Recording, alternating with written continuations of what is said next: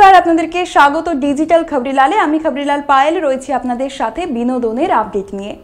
বলিউডে যে সমস্ত দম্পতি রয়েছে, সুখী দম্পতি রয়েছে, তাদের মধ্যে কিন্তু অন্যতম এখন ধরা হয় ক্যাটরিনা কাইফ এবং ভিকি কৌশলকে, যাদেরকে কিন্তু সোশ্যাল মিডিয়াতে খুব একটা দেখা যায় না। তারা কিন্তু এই মিডিয়া মাধ্যম থেকে নিজেদেরকে অনেকটাই দূরে রেখেছেন, মাঝে মধ্যে নিজেদের আপডেট দেন, কখনো দেন না।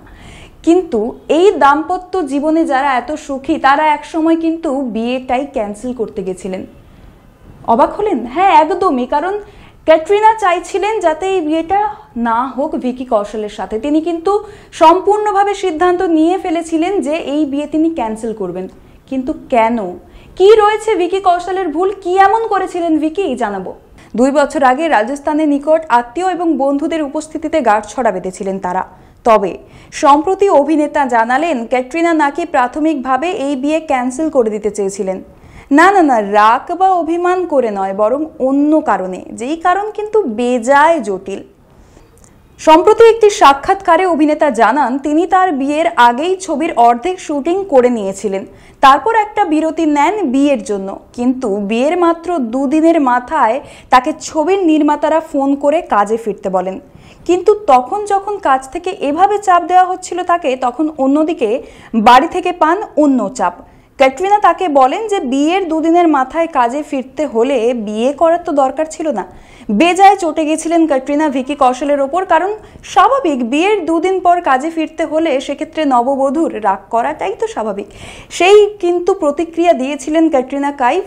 পরে করলেই হতো বিয়ে, এমনই কিন্তু প্রস্তাব তিনি রেখেছিলেন এবং রীতিমতো বলেছিলেন বিয়েটা ক্যান্সেল করলেই ভালো হতো। তবে যেমন কাজ তেমন কথা। বউয়ের ধমক খেয়ে কিন্তু ভিকি কৌশল কাজে ফেরেননি, প্রায়োরিটি দিয়েছেন বউকেই।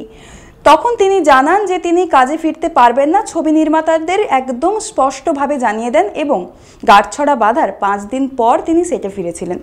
তাহলে দেখলেন যে রীতিমতো কিন্তু ভিকি কৌশলের ওপর চটে গিয়েছিলেন ক্যাটরিনা এবং বলেছিলেন যে বিয়েটাও অবধি ক্যান্সেল করে দেবেন।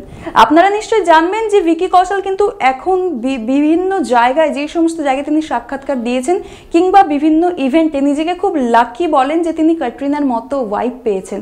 তো সেটা বলিউডে কিন্তু পুরোটাই আনএক্সপেক্টেড ছিল, যেখানে ভিকি কৌশল সদ্য উঠে আসা একজন স্টার, সেখানে ক্যাটরিনা কাইফ, যাকে কিন্তু সমস্ত হিরোরা নিজেদের ড্রিম গার্ল হিসেবে দেখে এসেছেন, মানে স্বপ্নের মতো একটা জায়গায় তিনি, সেখানে ভিকি কৌশলকে যেহেতু চুজ করেছে ক্যাটরিনা কাইফ, সেক্ষেত্রে ভিকি কৌশল নিজেকে বরাবরই লাকি বলে এসেছে।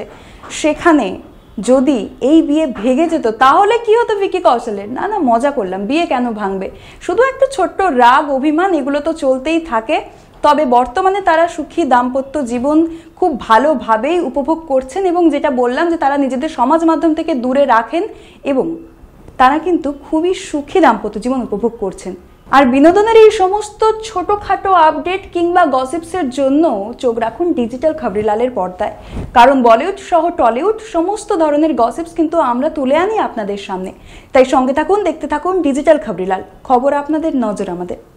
ডিজিটাল খবরিলাল, খবর আপনাদের, নজর আমাদের।